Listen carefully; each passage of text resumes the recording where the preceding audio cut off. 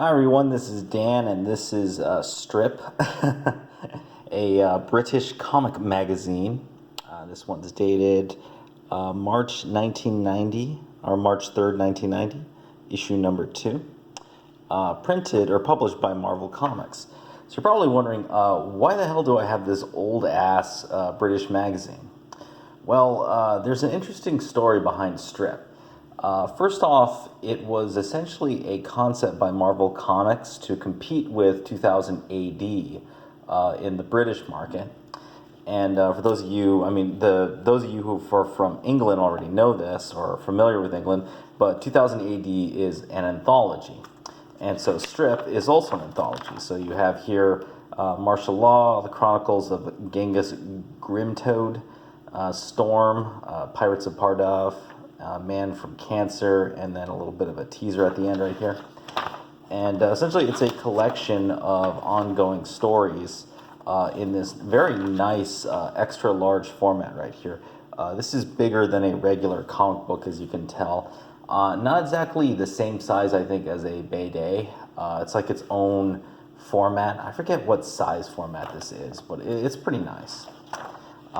Anyhow, why did I do this? Mainly because I need to do a video, because I haven't done a video in a long time, or at least relatively a while on this channel. The other reason why I wanted to do that was kind of my own special ode to the saddle-stitched format, which is what this is, right? So this is saddle stitching, right? So if I go and pop this open right here, you can see over here, this is the staples, right? Everyone's pretty familiar with this. And if we go down the middle, in this case, this is the center seam. And this particular issue, there's a stapled in poster that you can rip out of this extremely homosexual character, Martial Law. Which, by the way, I read the story to this Martial Law in this issue, and I'm pretty much sure that you absolutely have to get issue number 1, because literally nothing makes sense in this issue of Martial Law. It is really all over the place, and the writing is all over the place, and the art is also all over the place. I still don't understand why this guy is in this uniform. It literally looks like a gimp suit, but I don't know. Maybe Pat Mills knows what they're doing. I believe that's the creator for this. Well, it's actually Pat Mills and Kev O'Neill, so pretty interesting right there. But really, the cool thing about this particular issue is this one, Storm, the Pirates of Pardiv.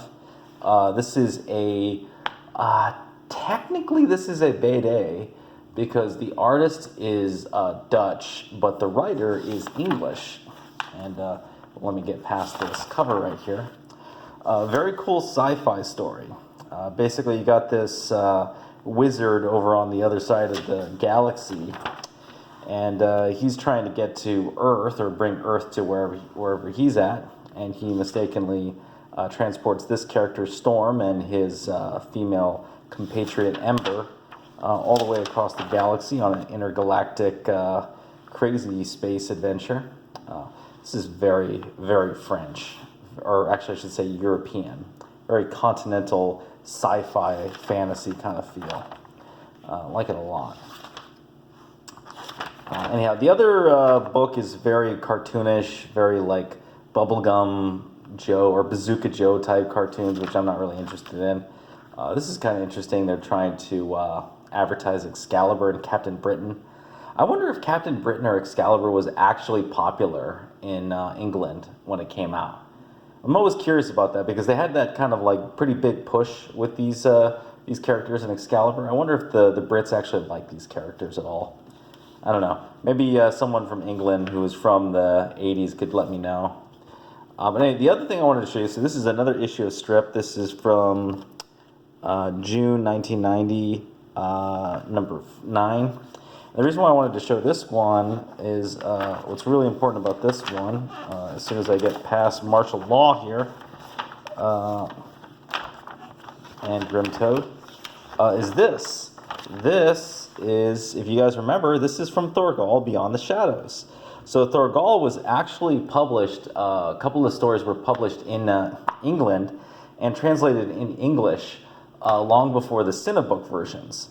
And you can tell here the coloring is even different too. This is a very, the print color scheme here is a lot darker and more subdued than the Cinebook version. The Cinebook version is a lot more brighter. It feels more lighted up in a way. This is very interesting. More importantly, I love the format right here, because being in a saddle stitch book, I can look at all of this in one go as it lays flat.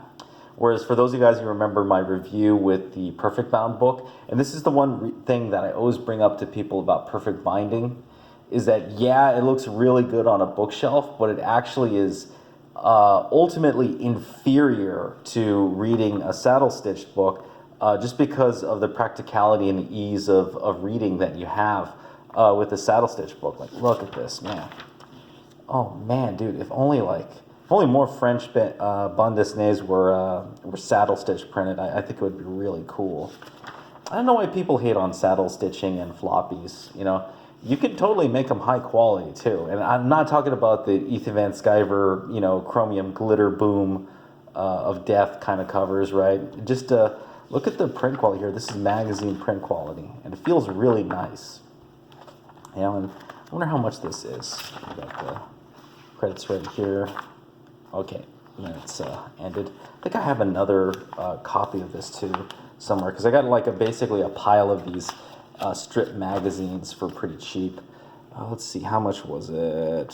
Whoa, it was 95 pence, so 250. Yeah, I will say this about these strip magazines. So if you ever read these things, and I think for the Brits, they're probably just used to it from 2000 AD. As someone who's been consuming 80s Marvel and 80s comics and really old American comics, this thing kind of sucks. And the reason why it sucks is because all of these anthology chapters are very disconnected. There's nothing to really catch you up to the story or tell you what's going on. It's very vague. The writers are not adhering to any sort of editorial standard, because it's probably just a chopped up graphic novel, you know, very similar to the Allegiance Arts books, but you know, ironically cheaper for the amount of story you had back in the 90s, though, you know, inflation and all that. But yeah, it's interesting to go through these magazines, and reading through them, while I love the format and I love the print quality and I love the saddle stitching and just the paper and everything, I'm not surprised that Marvel canceled this series after 20 issues, because a lot of these stories are either A, they're old, because the Thorgal story here was, by the time this was printed, it was already like several years old, because it was first published in France in the 80s. And then the other stories like martial law, and then I think some of the other side stories are not very good and not very entertaining. It's almost like filler for the most part.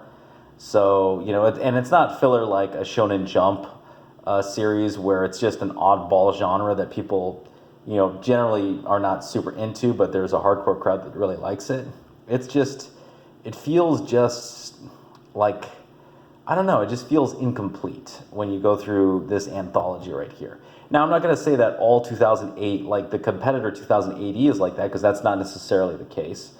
But for this particular run right here, I think the editor-in-chiefs who ran Strip over in the UK for Marvel, and I think they did a very good job curating the stories in the series to kind of fit into the anthology format. Anyhow, that's it. I don't want to take too much of your guys' time right here. I'm in a new studio, new location, so all the new videos will be coming from here. Let me know if there's any sound problems or other weird issues going on right here. My computer is actually dead right now. It's in the repair shop, so everything's going to be coming out of the cell phone for a while here, guys. Sorry about that. Kind of is what it is, but you know, the old workhorse will be back before you know it, and we'll have some nicer videos to go over. Anyhow, that's the video, guys. Let me know what you think. If you like this video, please hit the thumbs up. Subscribe if you haven't subscribed. Hit the bell for notifications. You got any comments about Strip Magazine? Leave it down below, and I will see you next time.